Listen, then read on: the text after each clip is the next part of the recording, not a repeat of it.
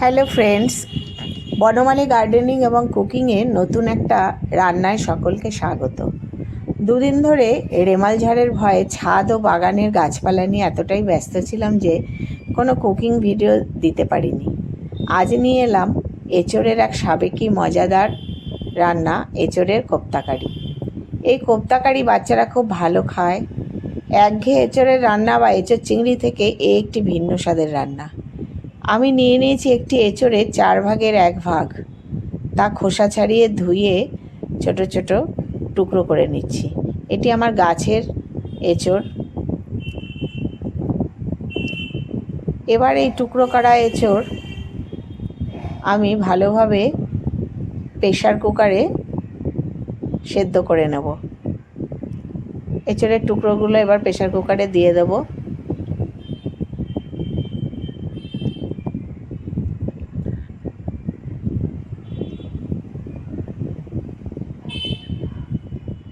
এতে দিয়ে দেবো কিছুটা জল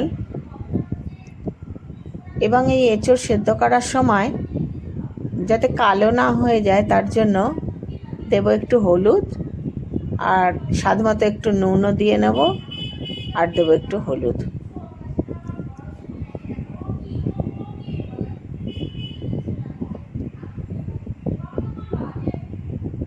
এবার একটা সিটি দিয়ে নিলেই এঁচোড় সেদ্ধ হয়ে যাবে। এবার এঁচোড়ের জল ছাড়িয়ে আমি একটা পাত্রে সেদ্ধ করা এঁচোড় নিয়ে নেব। আমার এঁচোড় খুব ভালোভাবে সেদ্ধ হয়ে গেছে। এবার এই এঁচোড় ভালো করে ম্যাশড করে নিতে হবে, একটু ঠান্ডা করে ভালো করে ম্যাশড করে নিতে হবে। আমি এঁচোড় ঠান্ডা হয়ে গেছে, আমি এটাকে একটুখানি হাত দিয়ে মথে নিয়েছি, আর যে বীজ ছিল তার চারপাশে একটা শক্ত মতো আস্তরণ থাকে খোসার মতো, সেটা ফেলে নিয়েছি। এবার এতে দিয়ে দেব একটু হলুদ, একটু লাল লঙ্কার গুঁড়ো,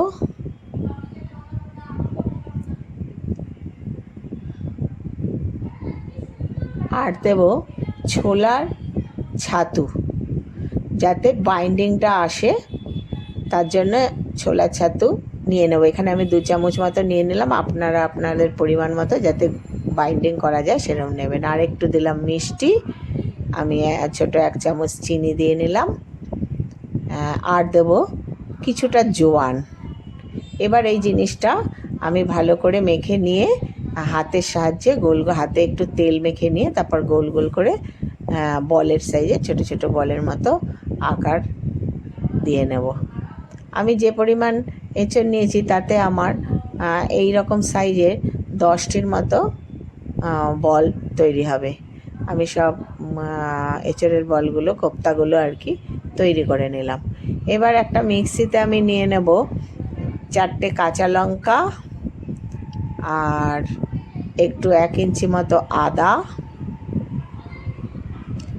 আর নেব 7-8টা মতো কাজু বাদাম, এবং কিশমিশও এই একই পরিমাণ 7-8টা কিশমিশ নেব। আর এর সাথে মশলা হিসাবে পিষে নেব এর মধ্যে 1 চামচ পোস্ত। এতে রান্নার বেশ টেস্ট আসবে এই মশলায়, পোস্ত। এবং এর সাথে নেব আমি 1/2 চামচ মতো জিরে গুঁড়ো। এবার এই মশলাটা আমি মিক্সিতে ভালো করে একটু জল দিয়ে ভালো করে পেস্ট করে নেব। কড়াইতে তেল বসিয়ে তেল হয়ে গেলে আমি কোপ্তাগুলো ভেজে নেব। কোপ্তাগুলো খুব বেশি আছে ভাজলে হবে না, বেশি আছে ভাজলে এগুলো পোড়া পোড়া মতো হয়ে যাবে, তাই মাঝারি আছে খুব ভালো করে ভেজে নিতে হবে। আমার কোপ্তাগুলো ভাজা হচ্ছে, একসাথে আমি সবগুলো দিইনি, যদি ভেঙে যায় বা লেগে যায়, তাই আমি ভেজে নিলাম।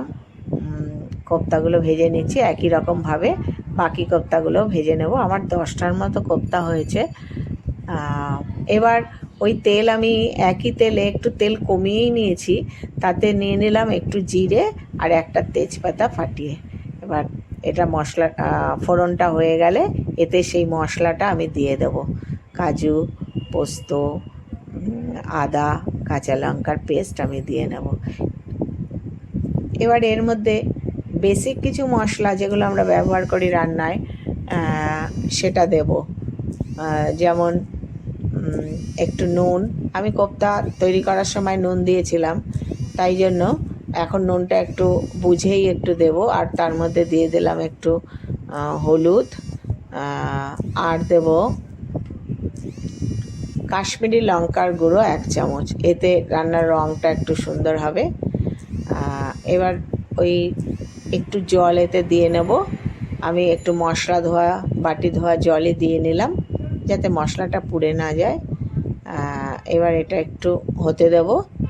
তারপর এর সাথে আমি অ্যাড করব ফেটিয়ে রাখা টক দই। আমি এখানে 4 চামচের 2 চামচ ফেটিয়ে রাখা টক দই ব্যবহার করব। আপনারা যদি একটু বেশি দেন তো দিতে পারেন, কিন্তু আমার পরিমাণ অনুযায়ী এখানে 2 চামচই যথেষ্ট। এবার এই মশলাটা হলে এর মধ্যে আমি 1 বাটি মতো জল দিয়ে দেবো। যেহেতু এখানে আলু বা অন্য কিছু নেই, সেখানে সেদ্ধ হওয়ার কিছু নেই, মশলাটাও আমার হয়ে গেছে। এবার এর মধ্যে ফুটে উঠলে দিয়ে দেবো কোপ্তাগুলো এই ইসের সাথে, মশলার সাথে ভালোভাবে হয়ে বেশ সুন্দরভাবে ভেতরে মশলা ঢুকে যাবে, কাইটাও একটু থাকবে, সেই রকম মতো আমি নামিয়ে নেব। প্রায় আমার হয়ে এসছে কোপ্তা কারি। আমি ওপর দিয়ে ধনেপাতা কুচি দিয়ে দিলাম। আপনারা একটু কসুরি মেথিও দিতে পারেন, আমি দিলাম না, আমি ধনেপাতা দিয়েই নামিয়ে নিলাম। হয়ে গেল আমার সুন্দর এঁচোড়ের কোপ্তা কারি। আপনারাও বাড়িতে রান্না করবেন এমন করে, দেখবেন খেতে বেশ ভালোই লাগে। এটা পোলাও, লুচি, পরোটা এগুলোর সাথেও ভালো লাগে।